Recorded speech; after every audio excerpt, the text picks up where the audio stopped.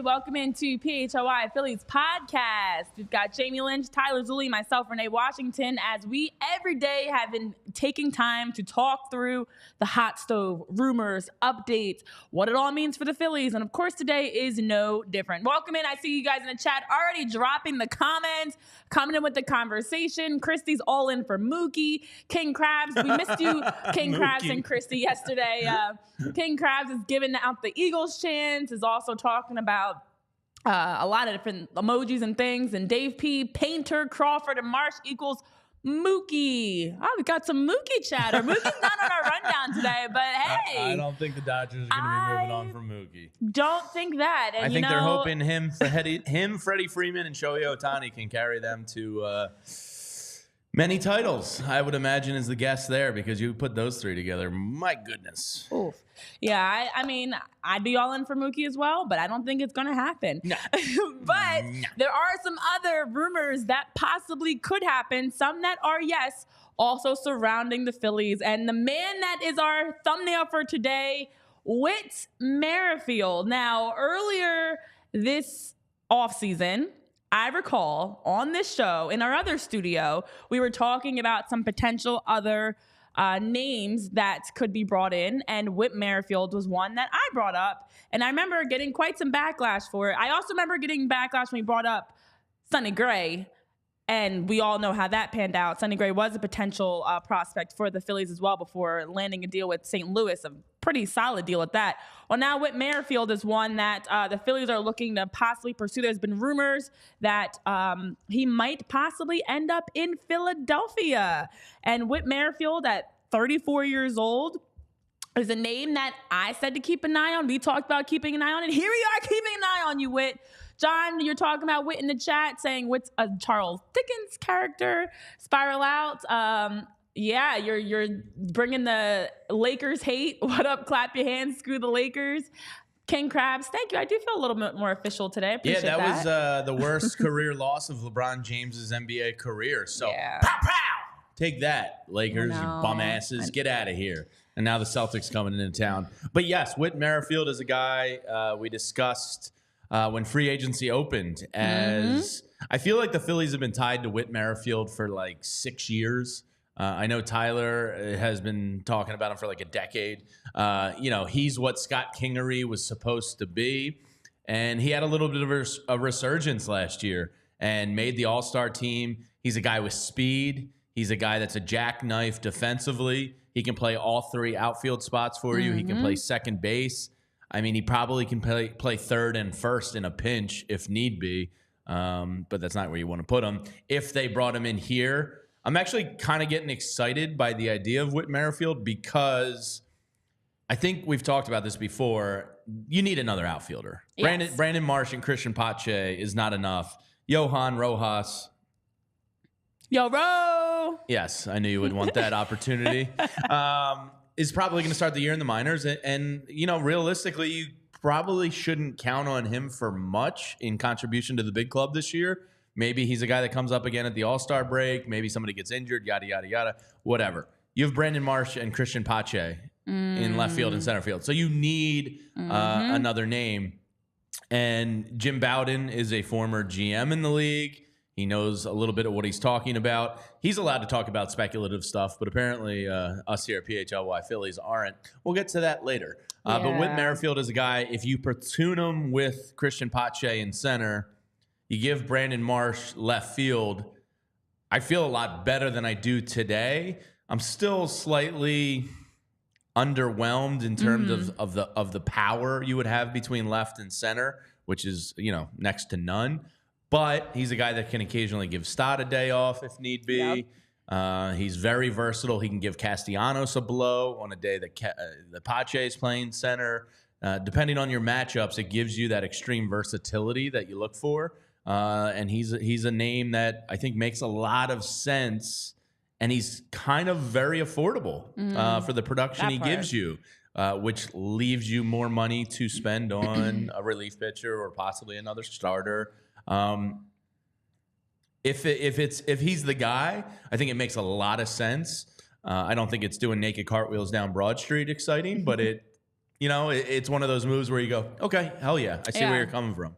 Absolutely. And listen, we've talked about it. And if anybody thinks that the Phillies outfield is locked in and solidified, you're wrong. The Phillies absolutely could use help. And I know in the chat you guys are talking about if Whit Merrifield is a utility guy, you're okay with that. Yes, that's exactly what he would be. I mean, he's a guy that can fit in where needed. In 145 games with Toronto, he had a 2.72, 3.18, 32 700 slash with 11 home runs, 67 RBIs, 26 stolen bases. He also has proven how he can add on the base paths. He led the American League in stolen bases 3 times, including 45 in 2018 when he was with Kansas City.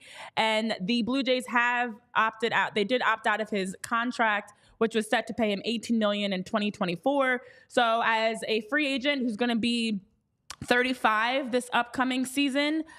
They say that's when guys really just thrive. Is age 35. But the other thing is, it's a maturity level. Maturity, it is, and I love bringing in young guys. I think that adds a lot of potential. You got Christian and upswing, Pache and Brandon Marsh, but also you need to balance the youth with the veterans. And I've said that on this show, on the Union show, with so many other teams in general. It needs to be a balance because someone like Whit Merrifield, who's played with a few different teams now, he's going to add something as a right-handed hitting outfielder that's maturity and experience and being able to literally a plug-and-play type of a piece where you don't have to wait for him to develop and wait to wonder what he can be. We know what Whit is, and he's shown that he can add in different pieces that are needed. So I do think that for this move, and I said it before, and I remember people like, what? No, Whit Merrifield is a solid utility piece. Whoever you're adding to the outfield, as you're mentioning, Jamie, financially, you don't want them to cost a lot of money, and you want to make sure that they're able to have that versatility that you can add in around Castellanos, Pache, March, whoever is in the outfield for the Phillies, because that's not where we want to spend all the money. So someone like Cody Bellinger, whose numbers are ridiculous that he's projected to sign for compared to Whit Merrifield, it's a deal. It's a bargain shop. We just had Cyber Monday. It's Giving Tuesday. We just had Black Friday. This is a great bargain deal to be able to bring in someone like Whit Merrifield. I know in the chat you guys are saying some similar things about the utility piece that he adds. Of course, you're still talking about Mookie. King Krabs is saying Jalen Hurts needs to call Mookie. Hey, whatever works. Yeah, where did all the Mookie stuff come from? I have no idea. Did I miss something? May have. Please fill us in how we got to Mookie. Yeah, that's maybe we're just being very I didn't see anything. But yeah, like you need just shopping with everybody in the comment section's talking like Mookie's on the block. I haven't seen that one. I haven't either, actually. But yeah, look, Christian Pache, I think, showed you a little bit last year. I'm not saying he's a guy you want to like make your starting center fielder every day. Yeah. But he improved a lot once he got into the Phillies system, working with Kevin Long. Defensively, he's really promising. He's not Johan Rojas defensively promising, but he's pretty damn good. Brandon Marsh is another guy that took a step forward last year, but neither of them are surefire 150 game players. So Whit Merrifield does give you that ability to kind of ride the hot hand between them, take the day. He's kind of one of those guys, one of those veterans, as you talked about, that just kind of finds the back of his baseball card. Yeah. He's pretty consistent. He can bat as high as 305, 310. He can bat as low as like 245, 250, but it always kind of seems to balance out to that 280 range, which is consistent in modern baseball. And the Phillies need that consistent kind of contact hitter.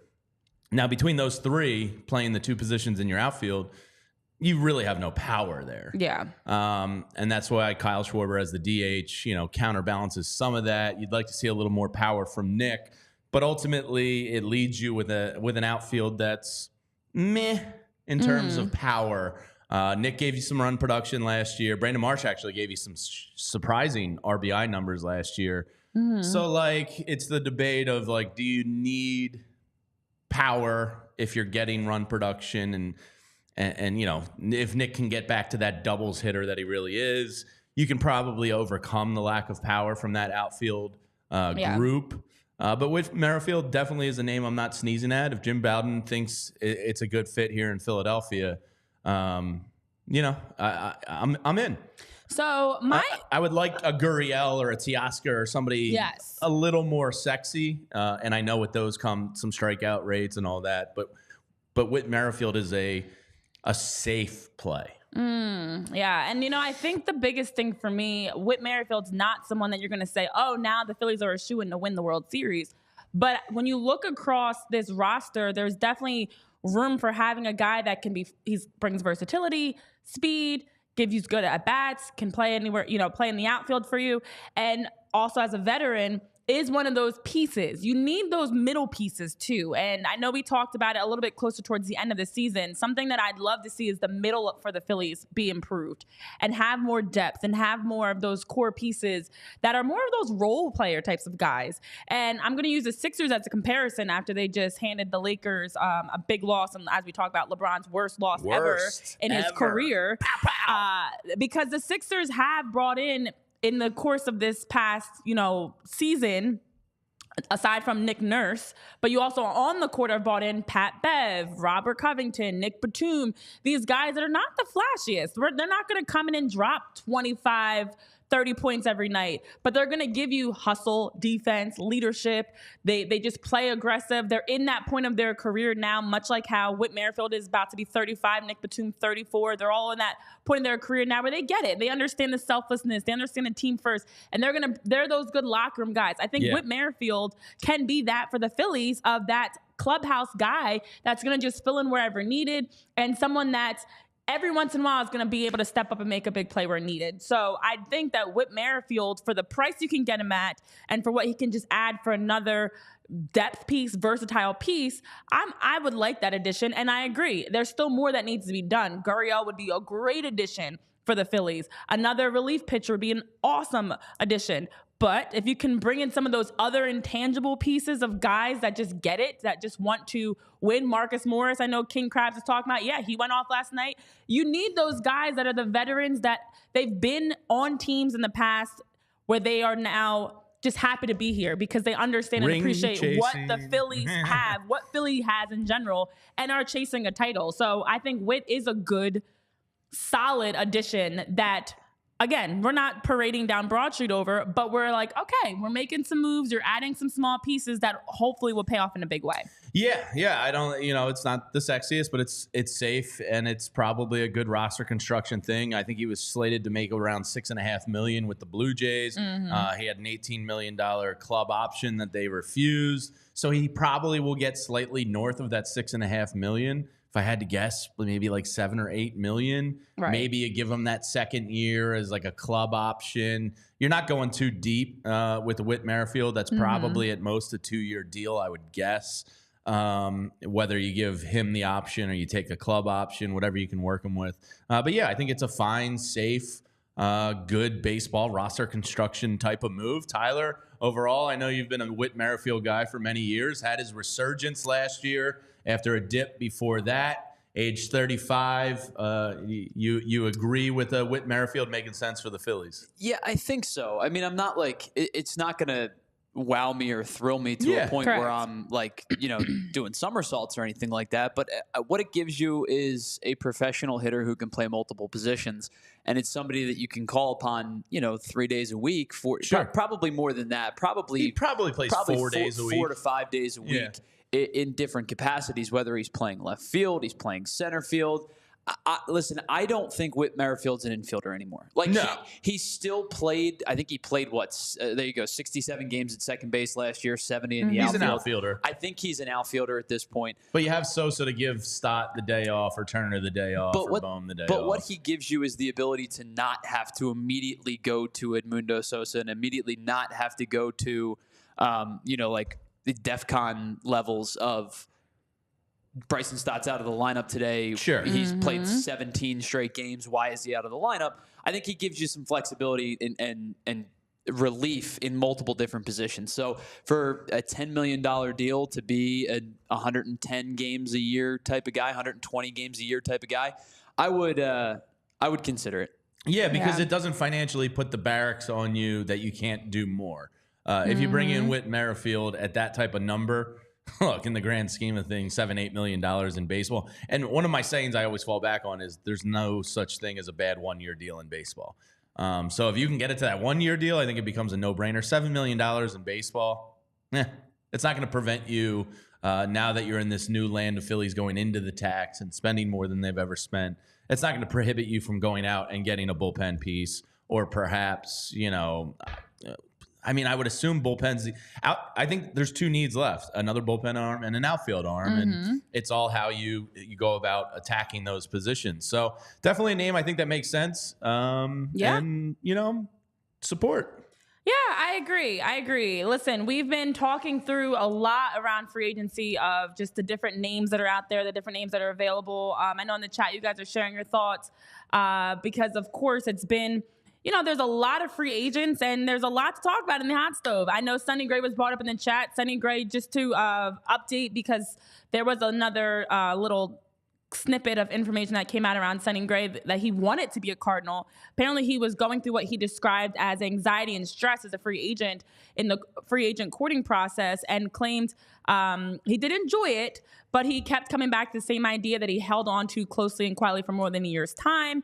And that idea was that he desperately wanted to be a member of the Cardinals. And so Sonny Gray, of course, we saw and talked about yesterday, I should say, in the news, as the offers were coming around for him, that once he passed his physical, he signed his contract, that dream became a reality. So Sonny Gray, who we talked about on the show, I felt like that also gave a little insight into, as much as we are so quick to say, why would you take this guy or why not this guy? Okay, these are still stressful moments for them as well. We're having fun talking about the hot stove, but there's a lot of anxiety and stress that goes on the other side of it for these guys as they're going through trying to figure out where they're going to play next year, where their family's going to be, how much they're going to be making, as Sonny Gray was able to ink that 3-year deal. So Sonny Gray, Whit Merrifield, different names we've talked about that have come up. And a name that we have not talked about, though, that we saw for the Phillies, that they made a move around, 29-year-old Jose Ruiz, who's been brought in. So Jose Ruiz signs a minor league deal with an invite to spring training. Complete no-risk signing. A guy that throws hard. He's 29 years old. I'm sure Dave Dombrowski and Caleb Cotham figured he's worth a shot. Bounced around last year between the Diamondbacks and the White Sox. The White Sox are just a complete dumpster fire where everything goes to fail. So once he got to Arizona, he was a little bit better. He pitched in 40 2/3 innings for the Diamondbacks last year. Almost a 20% strikeout rate. A little bit of a control issue with a 9.3% walk rate. But a pretty solid 42% ground ball rate. He is a hard thrower, averaged almost 97 miles an hour on his fastball, and had a 12.5% swinging strike rate against nearly 31.5% chase rate on his pitches. He did pitch to hard contact with a exit velocity of 88.5 and a hard hit rate of 34.5. So he's your classic. No risk, can throw hard, has swing and miss stuff.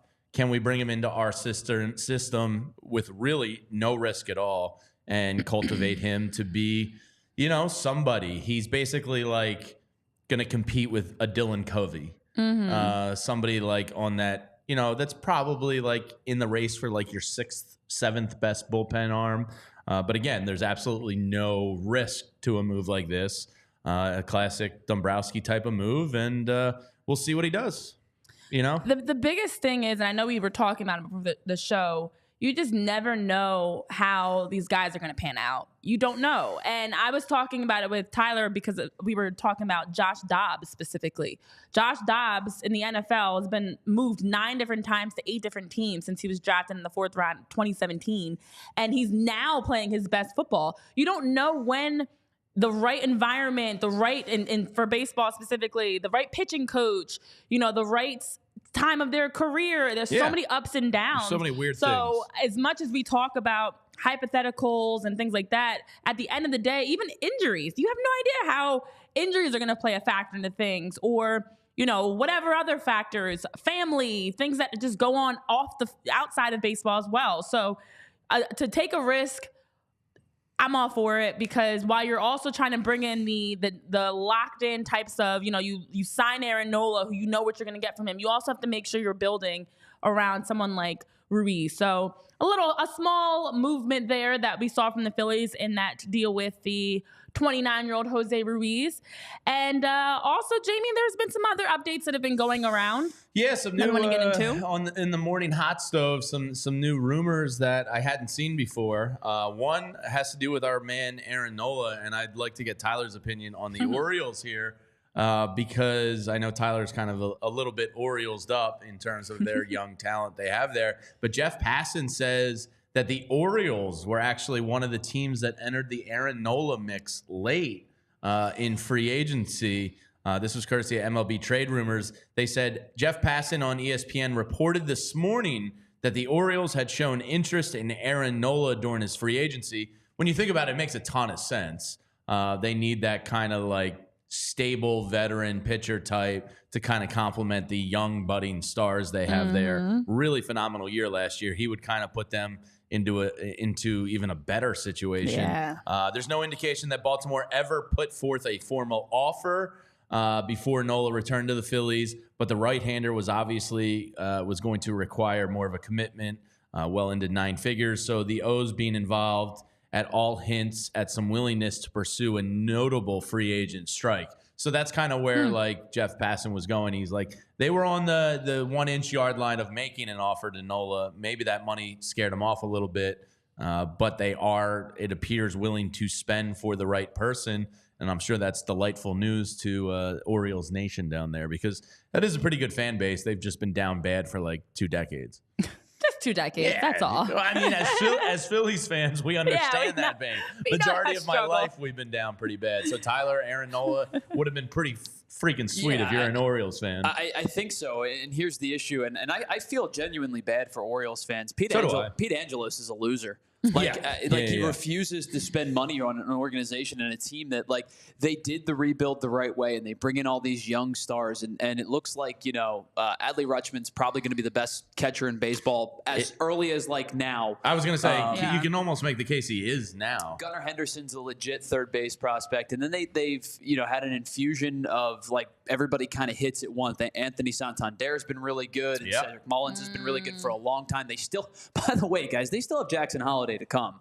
Like, this is a really good Orioles team. I think they have 3 of the top 30 prospects, I want to say. Sounds about right. And the one thing that they were lacking, the reason that they got swept by Texas was because Texas was an unstoppable juggernaut at this point. But one of the big reasons they got swept by Texas was because their starting pitching depth was shot. You were using Kyle Gibson, and Kyle Bradish was good, but like that doesn't really, bode well for you in a 3-game series. And John Means has great stuff, but he's often injured. You're looking at, like, it's a team that is right there, and if their owner ever spent a lick of money, it would make all the difference in the world. It looks like we have a Baltimore resident in the chat. Chris Slemmer says, I can tell you down here that they don't want to open that checkbook. It creaks when it opens. Yeah, and they are kind of like exceeding expectations because their farm system is blossoming at the big league level right now. But the fact that they're close with Nola tells you, like, or close, and I do that in air quotes, we're considering making a formal offer, tells you they're willing to spend, I think, if the right guy comes along. Yeah. And Aaron Nola probably would have accelerated the Orioles' odds to win the World Series last year. That would have sucked, I think, a little bit to watch Nolan take a Orioles team like over the hump potentially. I know. Kind of glad he's back here. In the chat, you guys are saying the same thing about the cheapness of Baltimore. But when we talked about Nola and we were thinking about him with Atlanta, with St. Louis, of course, the Dodgers were another that came out. Never did we hear anything about Baltimore, which in itself probably says a lot about maybe their cheapness, that they weren't out and about with the fact that we heard all these reports and rumors and sources dropping things and nothing about the Orioles. But that would have been a scary, scary addition if they were able to sign Aaron Nola. I mean, their team already was on the brink this past season, and you feel like they were a piece away, and Aaron Nola couldn't have very much been that piece. So it's quite amazing that they won 101 games and effectively had like 4 threes. Like that's what their rotation was a bunch of 3s and 4s, and they won 101 games in quite possibly one of the hardest divisions in baseball. The Rays are always good. The Blue Jays underperform, but they're talented. I don't expect the Yankees to be that bad again. I mean, they were 82 and 80, but I think that they're probably a little bit better if they get healthy. That's a tough division to play in, and they won 101 games. Yeah, MBD says, good Lord, Gunnar Henderson had a 6.2 WAR last year as a rookie. Jeez. Yeah, him and Adley Rutschman are any team would be pumped to have the two of them coming up for the next 12 to 15 years as a fan. Yeah, I got to say real quick, I think the Orioles black hat, I'm curious what your guys' favorite all-time baseball hat is. The Orioles black 2/3 white Orioles front patch with the orange brim could be in the running. I haven't actually formulated my top 3 baseball hats. I think that one could be in my running for favorite baseball hat of all time. I actually have one at home. It is a classic hat. It's pretty damn sharp. We might have to dive into some of the iconic hats, jersey, because that one is one that top 3 for me for sure. I don't know it's where cool it would to see the Orioles matter, I guess is what I'm getting at. And I love their uniform. I love Camden Yards. It kind of started this modern ballpark revolution. Not at the expense of the Phillies, but I do want to see the Orioles be a good organization. Yeah. I think it's good for baseball. It is good for baseball. DMV, though, as you brought up, has the DMV area has 2 really bad owners that are just cheap. Yeah, I know Spiralot was saying, praise be to John Middleton.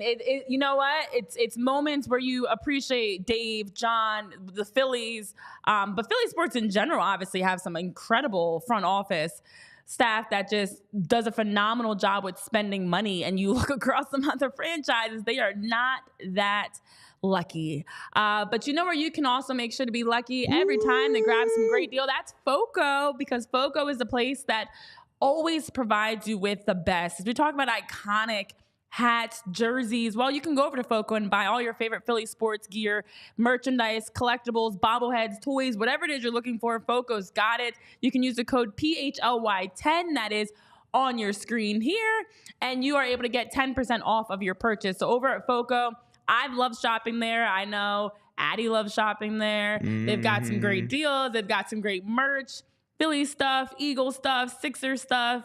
They've got it all there. So again, for those listening on podcast platforms, our code has changed. It is PHLY10 over at FOCO for 10% off. I got some PHLY fashion show updates, and I can be Tyra Banks. Why, thank you, we'll have to, thank you, King Krabs. Because a lot of the chat's talking about the City Connect Phillies jersey that's coming. Oh. It also means that they're going to have to drop one of the current jerseys. Let's put this on tomorrow's show sheet. Maybe we can get the Renee breakdown, because I already know which one I'm dropping. So I'm not teasing you. This isn't Sport Radio. Coming up next. But I do want to talk about that maybe tomorrow, because we have a full show sheet today. I already know which one I'm dropping. Wow. I think it's easy. But yes, Mickey Durkin's talking about the City Connect jerseys. There's probably going to be a bell on the hat, is my guess. I hope it doesn't suck. But you might be alone on this hill when I say it kind of irritates me. The bell. No. Oh, I thought you were going to say the bell overuse. I wasn't even going to get there, but could be swayed that way too. The constant change of uniforms.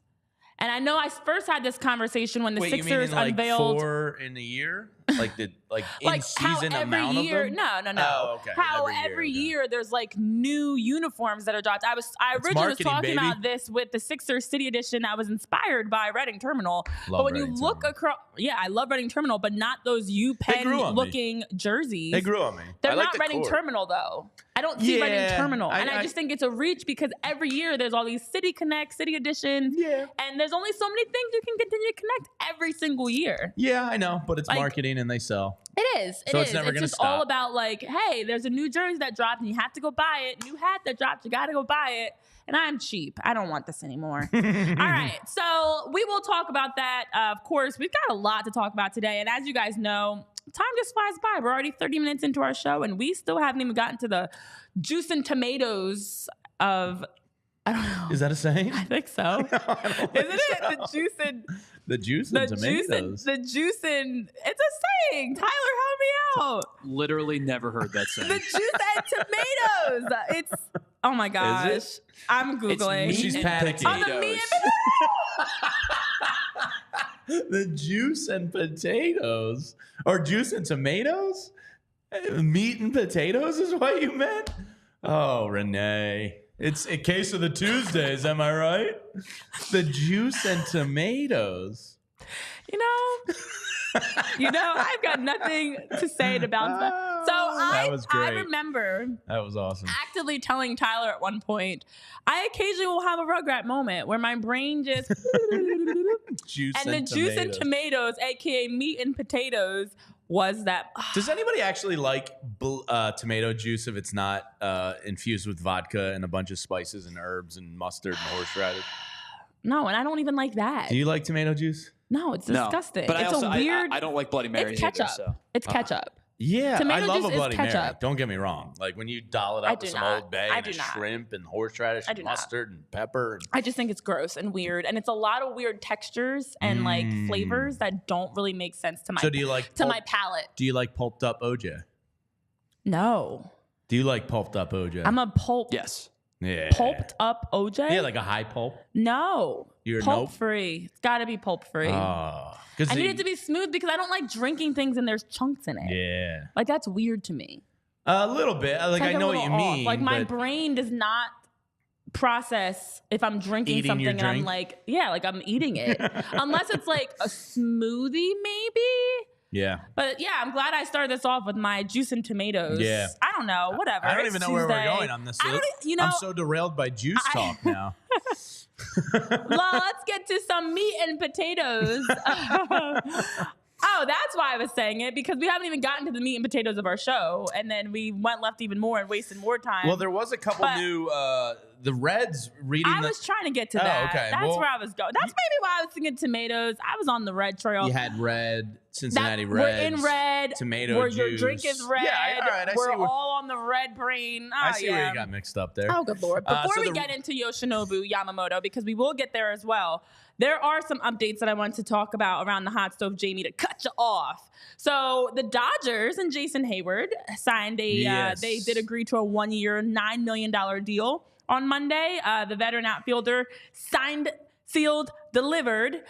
So the Dodgers making a small 1-year, as we mentioned, no bad 1-year deals. And then also we have heard some reports from John Morosi that the Chicago Cubs and the Cincinnati Reds are among teams in active conversations with the Cleveland Guardians about none other than Shane Bieber, the other Bieber, and Tyler Glasnow. Yeah. Very interesting. So the Reds have officially entered the arena. We haven't talked about the Reds. Which makes sense Juice because and tomatoes. Kind of like the Orioles, they have a bunch of young, exciting players. Joey Votto on the way out.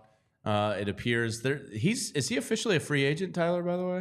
They did decline his option, so I would imagine so. So the Joey Votto-less era of the Reds, the De La Cruz era, takes over, and the Reds have entered the arena talking to the Guardians about Shane Bieber. They also were in the mix for your boy Sonny Gray there.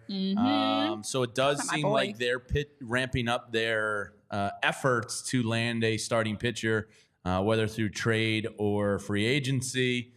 Interesting, because much like the Orioles, like the Reds to me are one of those like classic kind of MLB teams that like have a good fan base and just have historically kind of sucked. Had some splashes of great players here and there. So that's interesting. Shane Bieber, certainly a pretty exciting trade prospect. What's he now, like 29, 30, like around that age? That's a good question. Yeah, we'll look that up. But, that would make sense for the Reds. Shane Bieber wouldn't have to move very far. No. And the Cubs also were in on Shane Bieber, as you said, and Tyler Glasnow. So the Cubs are really kind of in the mix for every big name left out there. And now, that Nola. I'm so glad that the Phillies got Nola and just remove themselves from this day-to-day like anxiety of who's going to sign where, and every market's after somebody. I really think it was a great move by the Phillies and Dombrowski to pounce and be, one of the first, because this market now is a little bit wild, and you have the Cubs spending, the Yankees spending, the Dodgers spending, like a lot, and now you have like Cincinnati's and Baltimore's that are ramping up their efforts. It's going to be a little bit of a frenzy here And good for the Phillies. They're pretty set. I mean, it's some minor tweaking, but for the most part, like the major anxiety of this offseason is already handled. Yep. And some teams, Padres, looking at you, spent too much. Broke and so boys. now, excuse me, as Ken Rosenthal of The Athletic reported today, actually, the question is not whether Juan Soto will be traded, but which team will acquire him. It appears he's that going to the Yankees. It's happening. You Dying just again. know it. Doesn't it just reek of the Yankees? It does reek of the Yankees, but the Yankees are also in conversations about Yamamoto, and Mike Vaccaro of the New York Post wrote a piece on it.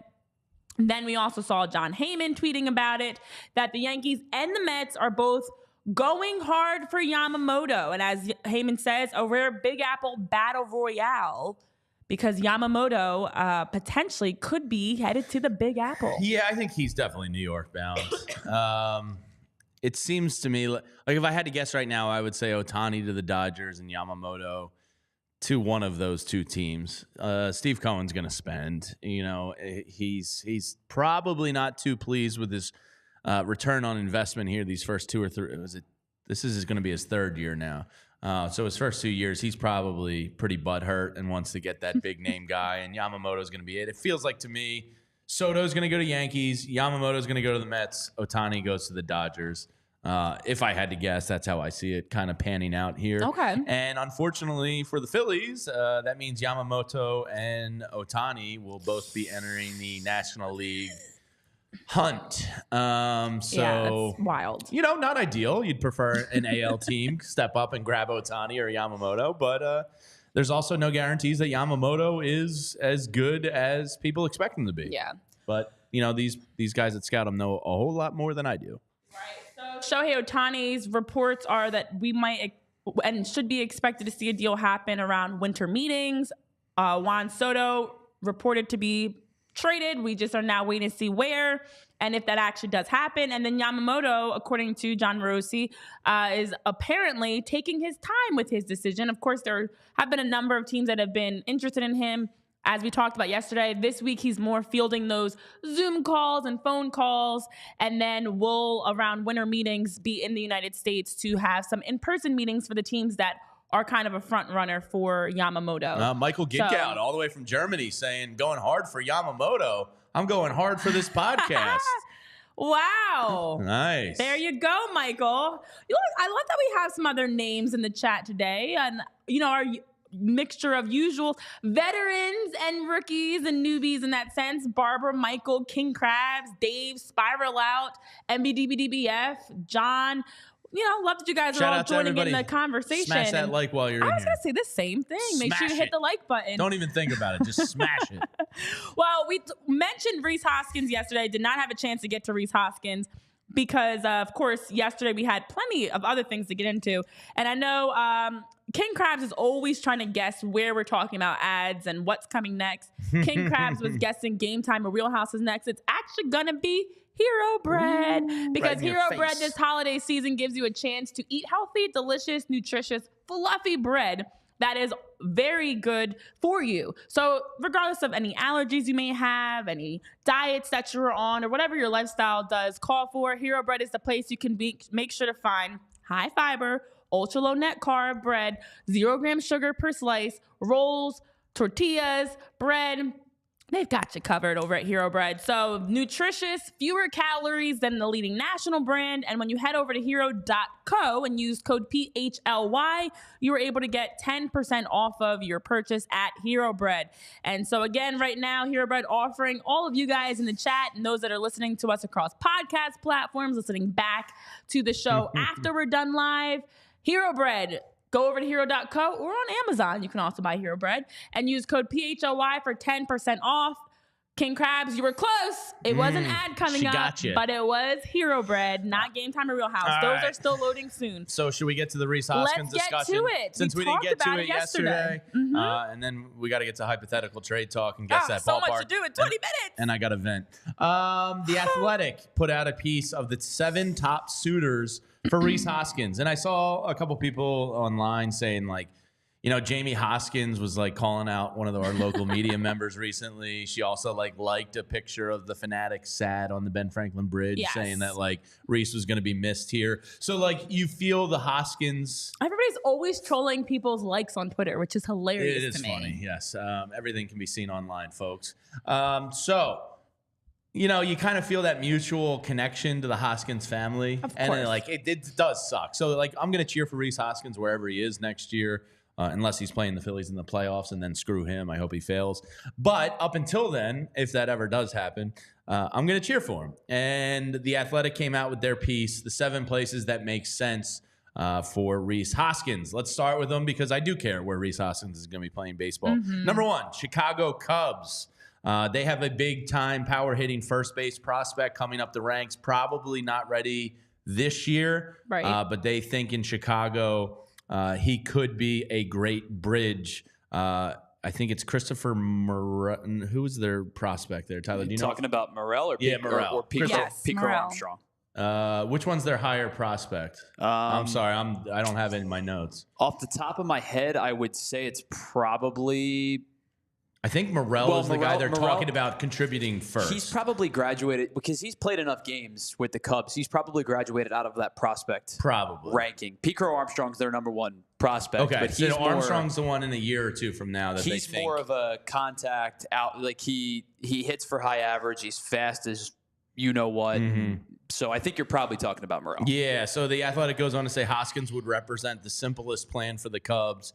And he does give you that DH possibility as well. They kind of speculate that short-term bridge deal where it's a year or two. If Rhys was a Cub, I wouldn't hate that. I think that'd be cool. And also some sources have said with an opening at first base and a need for a middle-of-the-order hitter, the Cubs view Rhys Hoskins as a good fit for their roster, seeing it as another opportunity to add an impact player with postseason experience without having to go log on a contract. Great clubhouse. So that was also in a report I read by The Athletic, and it does absolutely make sense. Rhys Hoskins, as you mentioned, great clubhouse guy. You can get a nice short-term deal for him, going to give you good at-bats. And also allow him to bet on himself, maybe. On that 1 year deal. Could be a first baseman. So the Cubs have been a team. I know we had some Chicago Cubs fans in the chat in past episodes asking if it's a good deal. I think it's a good deal for both sides if Rhys was to end up there. The next team they mentioned is the Milwaukee Brewers. Something about the Brewers irks me. Okay. Good franchise, good fan base, all that. But I don't know if it's the uniforms or bad childhood memories or maybe Robin Yount's mustache. I don't know what it is, but something about that organization. I would not like to see Rhys Hoskins as a Milwaukee Brewer. They're kind of blowing it up. Brandon Woodruff is down for next year. They're shopping Burns. They're shopping Adams. They're shopping a bunch of their pieces. So again, Rhys would give them kind of a little bit of that veteran stability. Maybe also in a short-term deal, but I don't want him to go to the Milwaukee Brewers. Yeah, I mean, after Milwaukee season last year, and not to mention all the shopping they're doing and spending they're doing this year, definitely it seems like a dumpster fire. It's very chaotic in Milwaukee right now. I want better for Rhys. Yeah, I want better too. Yeah. And the next team they mentioned I don't think is better because I would also hate this one, the San Diego Padres. Rhys is from outside San Diego, so it would be a homecoming in a way. Not that I hate the Padres because the Padres are kind of insignificant in a way. A bunch of broke boys out there. But I would not like to see Rhys playing in Petco Park. Yeah, that's a no for me, dog. I know I've been hearing some rumors and potential murmurs, I should say, of teams like the Padres, the Nationals. The Padres not any better than the Brewers. Listen, we want Rhys to go somewhere where he can. I mean, we like Rhys. We don't want him to beat the Phillies wherever he goes, but we want him to go somewhere we can still semi-cheer for him. So not the Padres. They're also the dumpster fire right now. Next team up, Renee, the Boston Red Sox. They basically go on to say it would be a DH up there because they had the Rookie of the Year at first last year. He could play first base full-time there because they have the DH. Justin Turner's a free agent. They kind of need that right-handed power bat to play inside Fenway. I got to say, I wouldn't hate it because it's in the AL and he's playing in a pretty cool ballpark. Yeah, go to so Boston. Like, I would tune in the Red Sox games to watch Rhys. Yeah, So absolutely. I'd be okay with that. That one I actually am like, all right. Yeah. That's the next team. Sure. You could take a quick trip on the turnpike across state to a stadium. Actually, I'm saying this right now. I say we do a PHLY road trip to PNC Park this year. Phillies Pirates.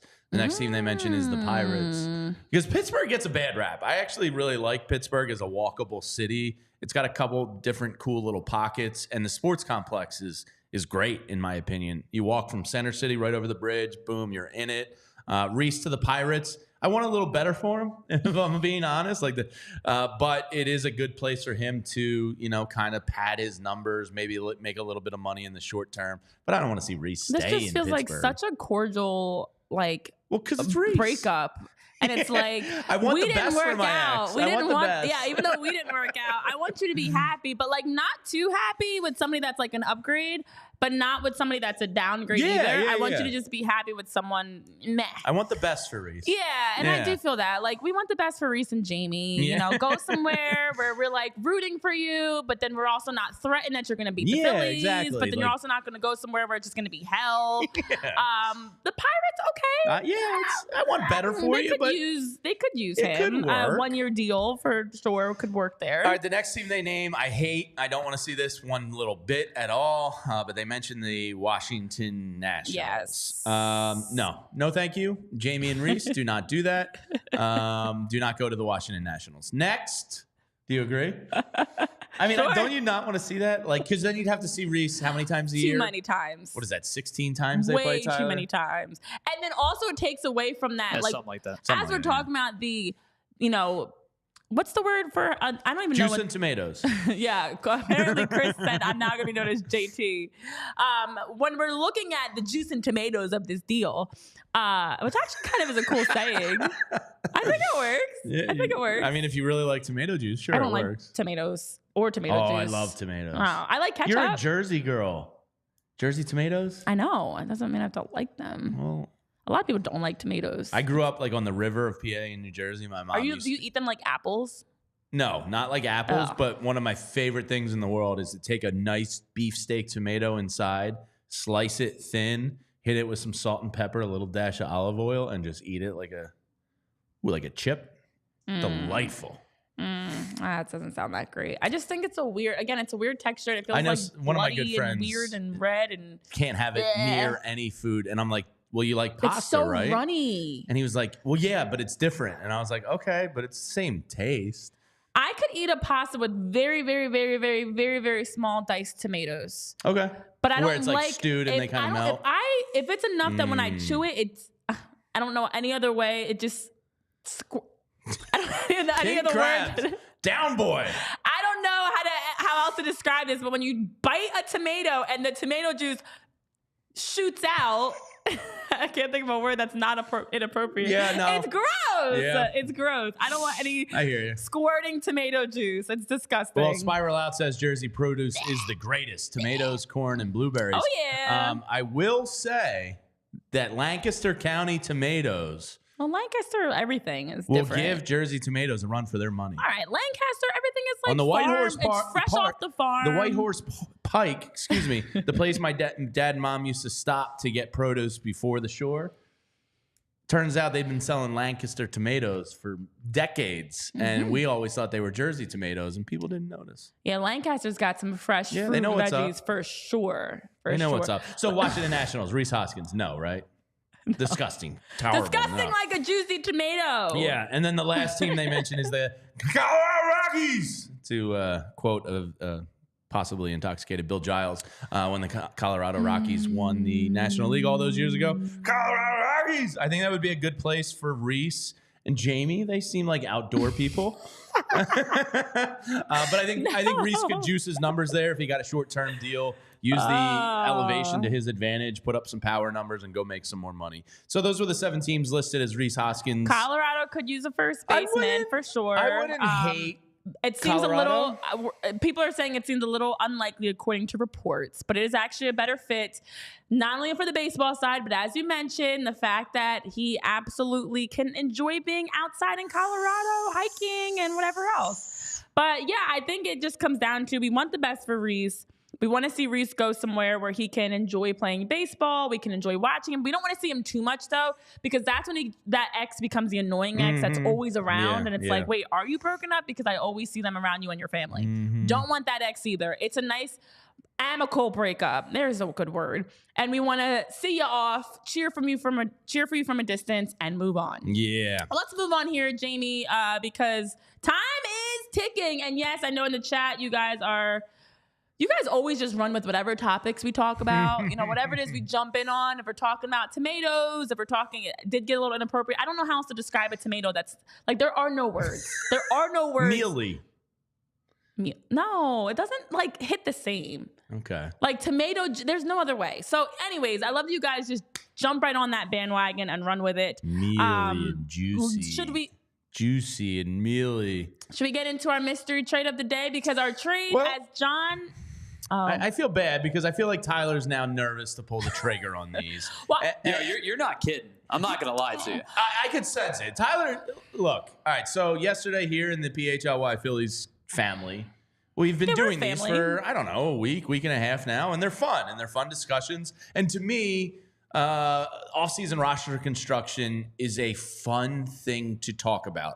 You get to learn about Renee's kind of baseball soul and Tyler's baseball soul and what you value and what you think is important, and when do you push in and when do you save for the future. Sports is fun. We're all here because this is fun. Yeah. And yesterday we did a trade on the show. It was a large price to pay for what I believe to be maybe the best bullpen arm in baseball. He's certainly top 3 or 5, however you want to classify it, in Devin Williams. Devin Williams is younger than Josh Hader, under control at a good number for 2 years. That's going to cost a lot. And there's a thing here in Philadelphia where we overvalue our own prospects to a degree that is insane to me. I'm still waiting for Lou Marson and Jason Donald and Kyle Drabeck and Sixto Sanchez, and the list goes on and on and on about these Phillies prospects that are going to be it. The reality of the Phillies farm system and franchise is that, not very many of these guys pan out. Yeah.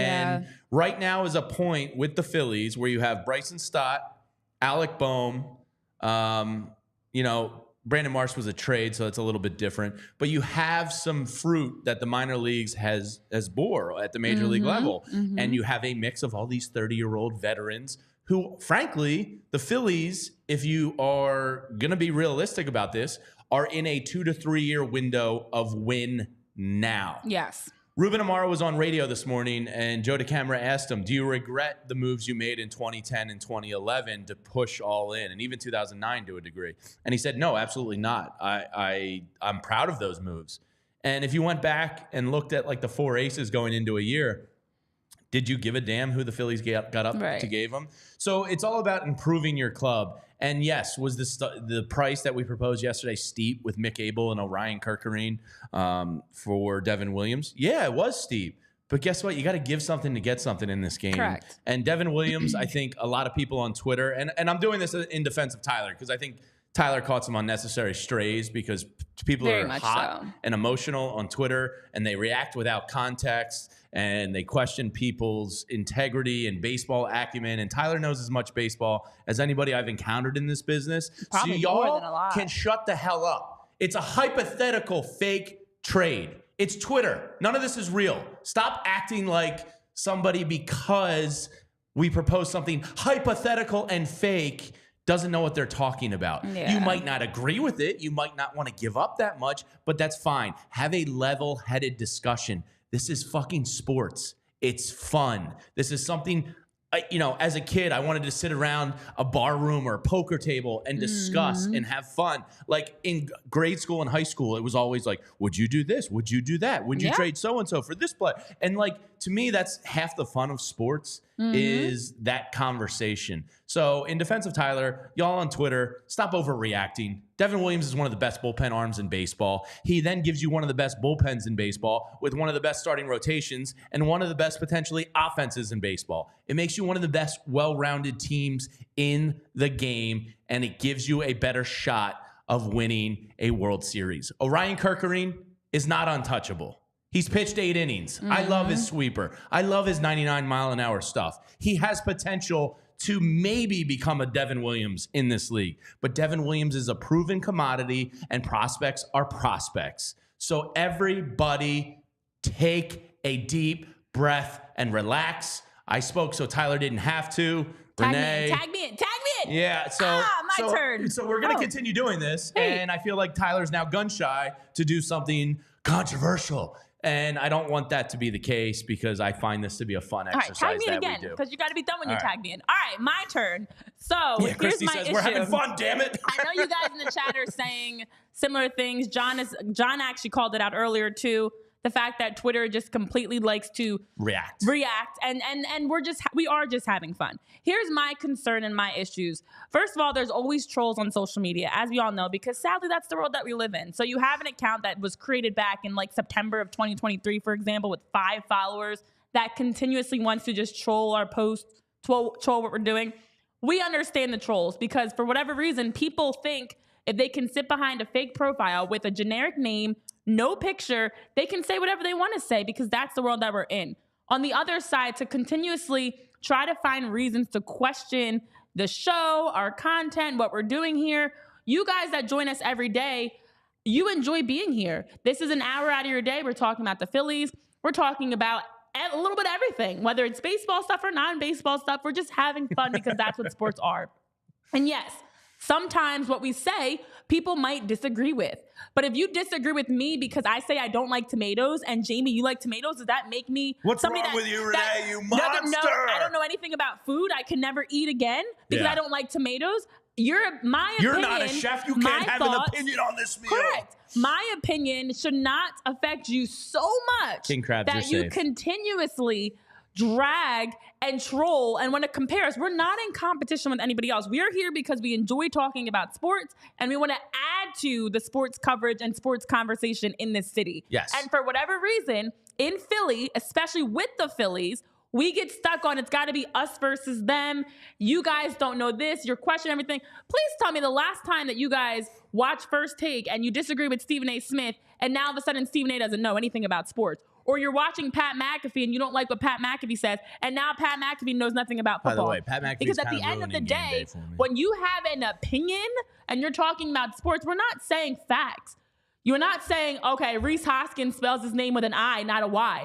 We're talking about an opinion. You are allowed to have an opinion. You're allowed to disagree with our opinion.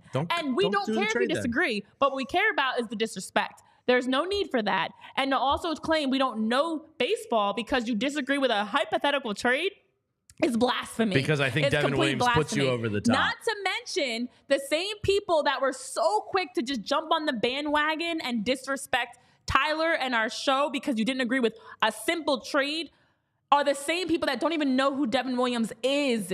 Yet you're already trying to say, why would you get rid of Orion? This is the dumbest thing I've ever heard. You guys don't know what you're talking about. At the end of the day, like you said, Jamie, this trade, much like many trades, is a trade for a young prospect to get moved to a team in Milwaukee who's clearly in a rebuild, as we talk about the dumpster fire in Milwaukee. They're in a rebuild. What better way to rebuild, as they've already been openly shopping Corbin Burns and all of their players, than to bring in some young talent and then trade out someone like Devin Williams. It actually absolutely makes sense. We're not saying go trade Bryce Harper for Juan Soto. We're discussing saying things that actually could make sense, and it's all hypothetical. So it's just ridiculous that people want to sit behind their computer and want to sit up and act like we don't know how to do our jobs because your opinion is different from ours, or because you simply just don't like us. Let's just call it for what it is. You don't have to like us, but stop trolling us on Twitter. Yeah, and lesson learned on my part. I'm not going to put it out on Twitter because, we can have this rational, fun discussion in here in our safe space, and Twitter is just going to let people react the way they want to react. So, Tyler, we say all that to defend you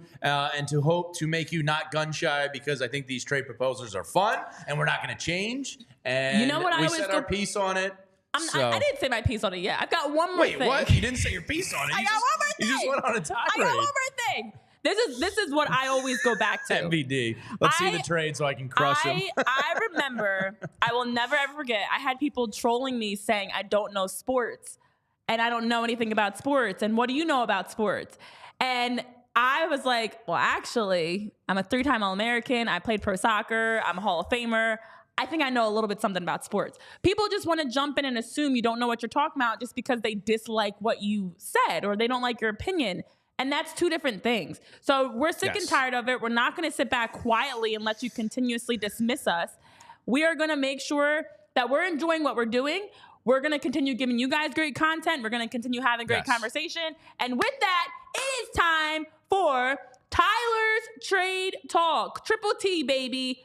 Tyler Zulli, please let us know what phenomenal hypothetical trade you have for today. So we took this in a little bit of a different direction today. So I want to give you, you guys know how when trades happen, it's an open line of communication. Sure. I offer you something terrible. You retort with something too ridiculous. And we meet in the middle. Yes. It's called a negotiation. I'm not going to say that the first offer is terrible. I just don't necessarily think that it's enough. Now, I reached out to a couple of friends of mine that are more connected with this team than we are here in Philly.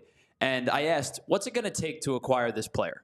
And the overwhelming response that I got was, not much. This guy, they don't like this guy too much here. Now, which is funny. Maybe it's because of the pipeline that's established in this city, and maybe it's because of the fact that they have 2 corner outfielders already and a third on the way. Corner outfielder, you got my attention. But this guy has the ability to play. This guy has the ability to play corner outfield and first base, so it gives you a little bit of flexibility and breathing room. I think he's an upgrade over Jake Cave. So this is the Dave P said, "Are you talking Mookie?" Yeah, it's Mookie. Let's stay in state for the second time in a week. This is the offer that I think the Phillies would send. This team with the Pirates. This is going to the Pirates. The Pirates would probably reject this, and then I'll show you the second one. Okay. So the trade for the podcast listeners are the Phillies getting Connor Joe and the Pirates getting outfield prospect number 16 in the Phillies system, Ethan Wilson. And by the way, that's the one that I believe that they would probably reject. And then this is probably a fair counter, is to acquire a second prospect. The updated rejected negotiation. I like how you did this. The rejected offer and then the counter. That would be Ethan Wilson, still in the trade with left-handed pitcher Samuel Aldigueri. Did I do that right? So Sam Aldigueri is a Italian pitcher from Italy. He's 22 years old. Has he got that Tommy DeVito magic? I was going to say the same thing.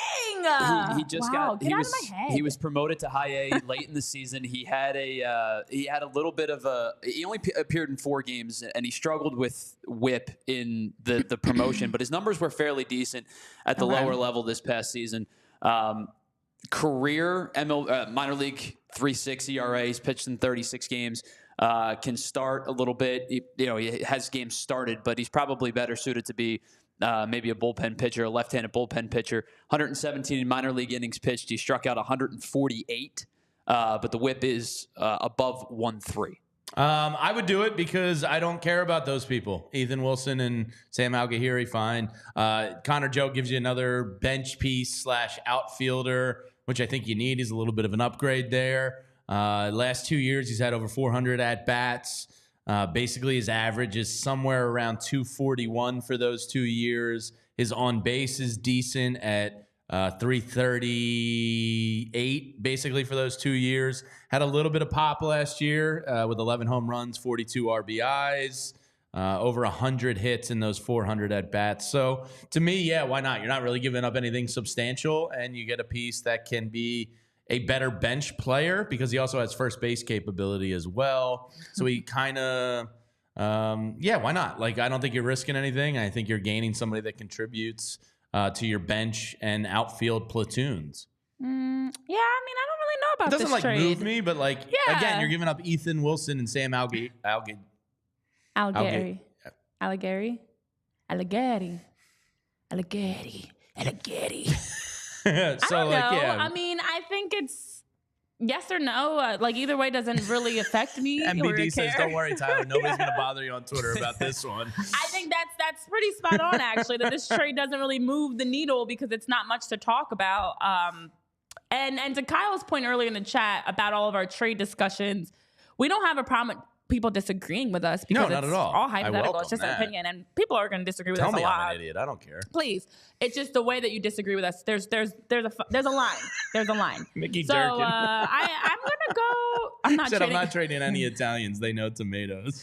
I don't know. I'm gonna say maybe. Like sure. I think it doesn't hurt to just try something. I want an upgrade on the bench. Yeah, and it doesn't hurt to try someone new. You know what the Phillies have had the past 2 years haven't worked. It's gotten us close, but just shows we need some small movement. So yeah, I know John in the chat saying he's actually a solid bench bat. Yeah, I think I agree with you on that one. I think I would take the deal. So I think John makes a good point where there's a ton of solid outfield depth in free agency. So this is the kind of move that you would make on the cheap because of the fact that in Pittsburgh, obviously Brian Reynolds is in left field. They're cool with Jack Sawinski in center field.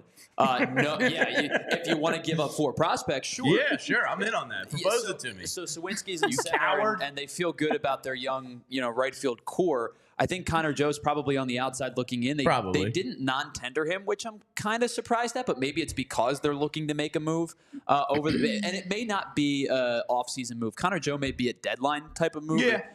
Especially. But is he going to get enough bats to really showcase him?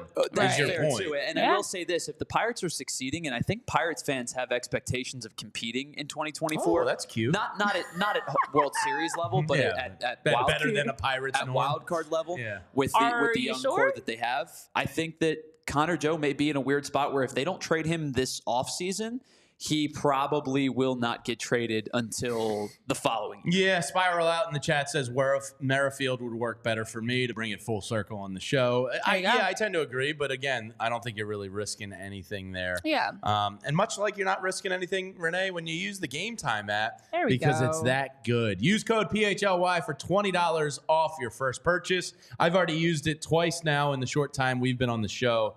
I've been on a real kick. I saw a concert and a comedy show. Getting out and about again. I'm living, baby. Wow. And I'm living with the Game Time app. Flash deals and last-minute tickets. You can find and buy tickets for every kind of event in your area. One of my favorite aspects is you get the image of where you're sitting and your sight lines and all that, because I know that's important to people. Lowest price guarantee, event cancellation protection, job loss protection, etc. Game Time has your back. Buy tickets in a matter of seconds, 2 taps, and you're all set. Buy tickets directly, and they're sent to your phone, so you never have to dig through your emails. So snag the tickets without the stress with Game Time. Download the Game Time app, create an account, and use code PHLY for $20 off your first purchase. Terms apply. Again, create an account and redeem code PHLY for $20 off. Download Game Time today. Last-minute tickets, lowest prices guaranteed. And while we're here taking care of business, let me just tell you about our friends over at Wheelhouse. It's Zach Berman's son's favorite store. That should be enough to get you into the Wheelhouse cards. As a kid that used to regularly visit my local card shop and go hunt cards and go to Rice's Market. Did you ever go to Rice's Market as a kid? No. No, it wasn't that far from where you grew up. Rice's? Yeah, it was a big, giant flea market up kind of in between Doylestown and New Hope, Lahaska area. No, I usually go to the Columbus one. Columbus. Market. There was one in Jersey, too, I used to go to. It was right on the side of River Road. Anyway, I used to go hunt cards there. I used to love it. And cards are back in a major way. And Wheelhouse Cards should be your go-to destination because their community and cards is their motto, because the love of sports unites us all. It's our go-to sports card, gift, and apparel shop. They have more than just cards. They have all your favorite cards, though. Topps Chrome Baseball, Mosaic Football, as well as the gear you're looking for with brands like Mitchell & Ness, 47 brand, Junk Food, Starter, and, of course, Shibe Vintage Sports. And if you're looking to get those cards graded Well, Wheelhouse offers PSA grading submissions. They also host a ton of different family-friendly events and birthday parties every month. So stop into either of their stores in Wayne or Westchester, open 7 days a week at 11 a.m. and use that code PHLY and get $10 off any purchase of $25 or more in store. Be sure to give them a follow on Instagram at Wheelhouse Cards. All right. Well, all right, Renee, it's your favorite time coming up. I think that we're over time. To enter the torture chamber. I think that we should just cut the show because we're already over time. It's already 12:40. No, it's all right. I think we have time for Guess That Ballpark. I don't know. I feel like we're on a tight schedule. So, I think this game is fun, but you being so bothered and tortured by it really kind of ramps it up to, really fun for me. Here's my issue, and it actually connects with because Tyler. It bothers you so much because it's so hard. It's so difficult. Yes. It makes me look stupid. No, and it makes us all like look that. stupid. Embrace the stupid. I don't want to look stupid because people already are going to assume that we're stupid, and now they're really going to think we're stupid Twitter because we don't know the ballpark. Birds aren't real, and the government is watching. Nah, brother. Well, Kyle knows Columbus Market. That's actually where was it? Pennsauken? No, it's in my family actually lives near the Columbus Market. It's near Burlington, Bordentown. Okay. North of Morristown, a little bit north of Morristown. Yeah. Which Morristown? Because Jersey's weird. It's got Morristown Jersey's Morristown with an E. Okay. Not Morristown with an So I. up Flemington area? Pennsylvania's Morristown with an I. Well, Jersey, I don't know. I still don't know which Morristown is which. Ewing is 25 minutes north of the Columbus Market. Okay. You take 295 and you can get there. I used to get my Umbros in Ewing at the soccer post. Oh my gosh, yeah. That was my go-to soccer store. Yeah, I love that store. Yeah. King Crabs, you just keep the compliments going. Yeah. I don't even know. Oh, Mickey asked, is your game time average still 8:23? Yeah, so we're going to do this one quicker today, and Renee will be tortured. So it's time for America's favorite game show, Renee. I have to pee. I'm nervous. Oh, boy, she's got to pee on top of it. Yes! It's going to be the best one yet. All right, Tyler. It's the nerves. It's time for America's favorite game show, which is Guess That Outline. And today, I think it looks like... I thought I had it yesterday. It looks like a bike seat or a cup. Tyler. It looks like... have you ever seen those pizza cones where they put the pizza in a cone and it kind of pours out the top? Sure. Oh, does it? Mm-hmm. I see a bike seat. All right, I got it. I'm going. Final answer. What I see here. Great American Ballpark. Okay. Oh no. Oh man, I'm not getting positive responses on my guess here. Okay, I'm not jumping in that quickly. I'm just jumping in because screw it. The chances of being right are tough.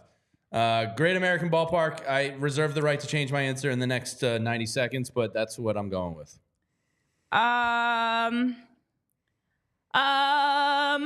Reserve the right to change your answer. You've been hanging out with Bo too much. Literally. Chris, you're adding extra pressure being in here. No, we do a horrible job of that. I do keep track. Ooh, it could be. Oh, it's not that one. Renee, I already submitted my answer. I'm not cheating. I think we're approaching the 90-second mark. Guys, for we literally just started. Don't do that. Well, you have to pee. We're looking out for your bladder. No, I don't anymore. Okay, no. I peed. I've already wet myself. I've already gone to the bathroom.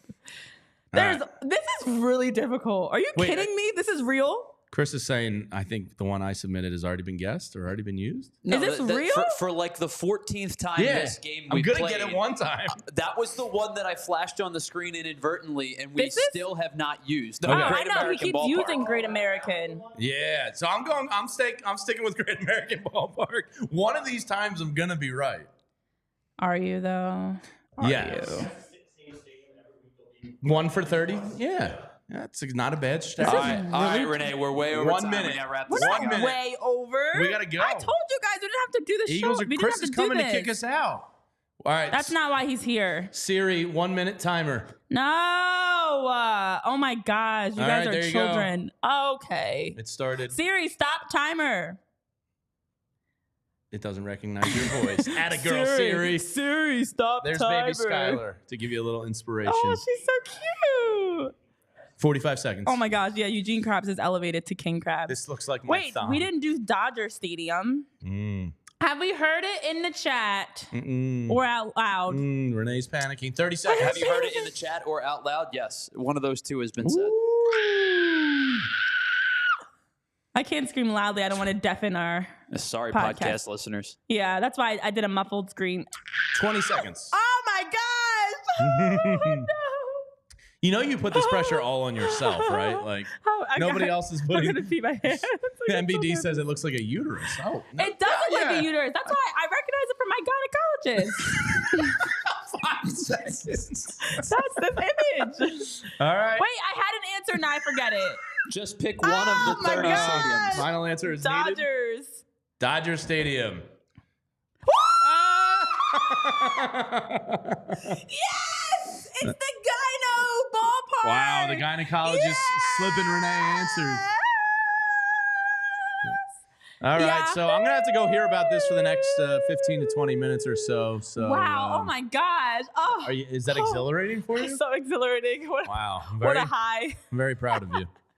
I actually was just going I'm going to get Great there. American Ballpark one of these times. Guys, with that, the lead is now, what is it, Jamie? I'm not keeping score. Why are you not keeping score? Because I'm losing and I'm horrible at this game. Oh my gosh. Woo. 4-2. Let's go. There were people that said Dodger Stadium in the chat, and I actually did not even look at the chat, by the way. I was looking at my computer screen. I have witnesses. Wait, what was who else said Dodger State? 60 seconds? Yeah, if you have 10 minutes to look up. Well, okay, in all seriousness, part of the issue is when the first image flashes, I'm thinking everything but a ballpark. Like that flashes, I'm thinking gyno and uterus. Yeah. I'm thinking pizza. I'm thinking all types of inappropriate things.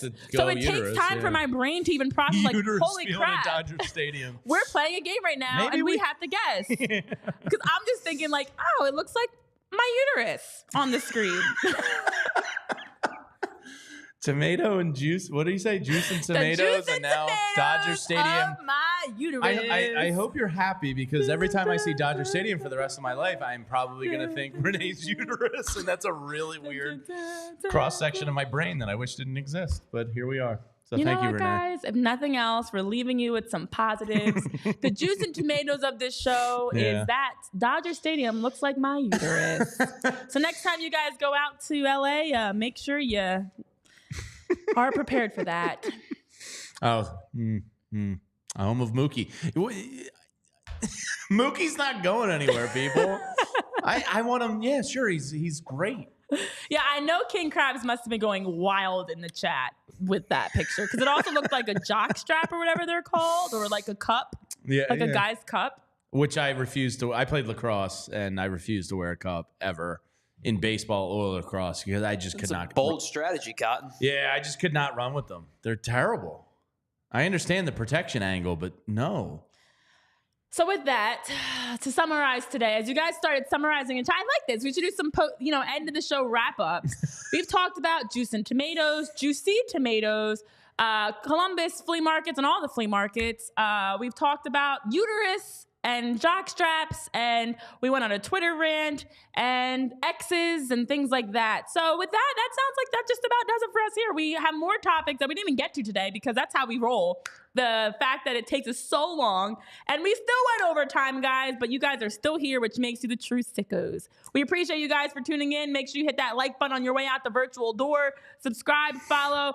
Also, make sure you're staying up to date on our tweets, as we're going to be dropping and always dropping polls, show updates, other updates. You can, but we're not putting hypothetical trades on Twitter anymore, because we learned a lesson yesterday that is not a place for people to be calm. But we did also drop our first article. John Foley's article gained some incredible traction. He was talking Chase Utley in the piece, and Jimmy, who just celebrated a birthday yesterday, Jimmy Rollins. So head on over to our website, check out our very first article from John Foley that adds to all of our incredible other Phillies articles that we've had so far this year. So thank you guys for tuning in for us here at PHLY Phillies Podcast. Tyler, Jamie, Renee, have a great rest of your Tuesday. We'll see you back for more juice and tomatoes on Wednesday, guys.